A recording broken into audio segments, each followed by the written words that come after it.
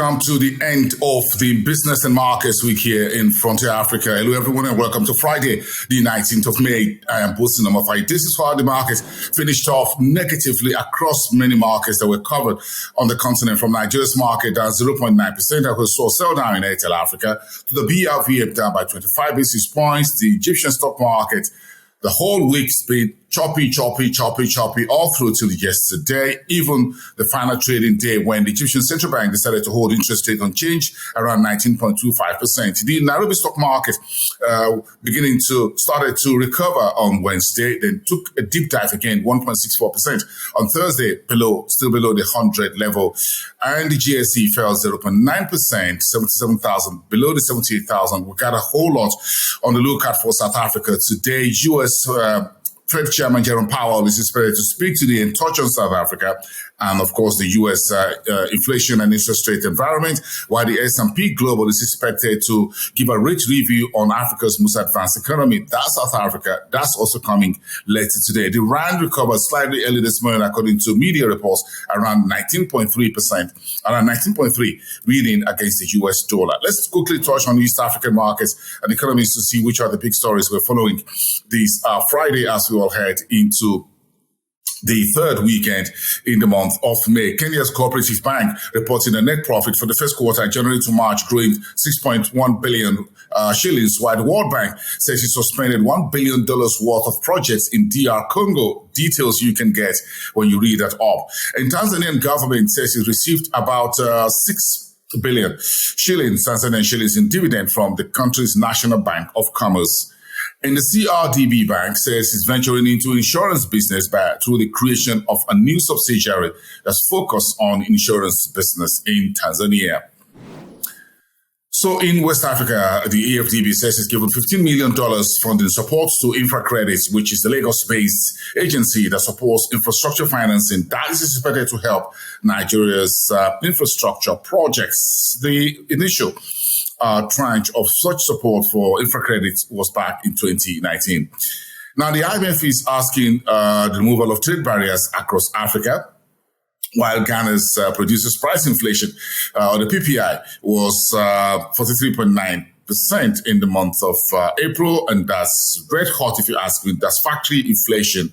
Of course, it's been a bittersweet week, as it were, if you look at the latest PPI data on one hand, and the IMF $3 billion facility bailout from the IMF, which was announced 2 days ago, and the whole clarifications around how it will impact banking, inflation, projects, and reforms that Ghana needs to do to keep in line with the provisions of the bailout and get the economy back and running. All of that in the news that week comes to an end today for Ghana. We're looking at how the Bank of Ghana, however, will decide on interest rate. Will it hold interest rate when it holds its May meeting? Or that is in the news.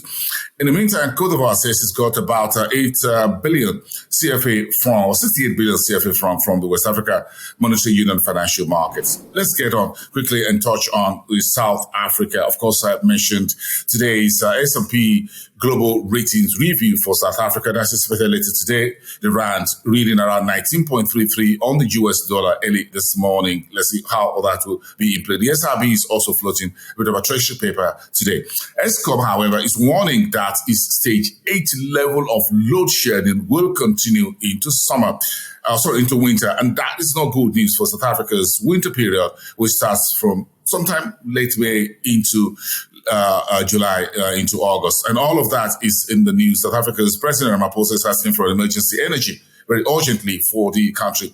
Whether Eskom will be allowed how South Africa is looking at getting additional 9,000 plus megawatts of power back onto the grid and help prevent a cold and tough winter is anyone's guess. So all hands on deck right now in South Africa. Investec Property Fund says it's posted 2.8% income decline for its financial year ended 31st of March, while Car Cement, listed on the Zimbabwe Stock Exchange, says its sales volume jumped 96% in the first quarter of this year. That's January to March. And Zambia has raised its key repo rate at the central bank to 9.5% to tame inflation. And good news, President Hichilema is back in the country after touring London and Paris, and says he's got about $8 billion in investment, foreign direct investment pledges into the country. And that's some good news that the Southern African country, Zambia, could use. And finally, in North Africa, yes, Egypt's central bank left interest rate unchanged at around 19, key lending rate at 19.25% on Thursday. And that sums up the market week. We'll see how Cairo's market will react to that when it resumes on Sunday. And the Central Bank of Egypt, however, has picked Barclays Bank as a global advisor for the sale of his state-owned enterprises, United Bank. President Al-Sisi is looking to onboard a number of state-owned enterprises onto the private sector, into the hands of investors, and let go of them from the government side. There's good news that Egypt is the leading top destination in the entire Middle East and Africa region for foreign direct investment for the full year 2022, while Forbes says Morocco is well positioned to become the leader in Eurospace manufacturing. And that's quite a big one for this big North Africa's economy. And that summarizes our Frontier Opening Bell for you this Friday. Lay back, enjoy the weekend, everyone. I'll see you back on Monday. Bye for now. I'll see you soon.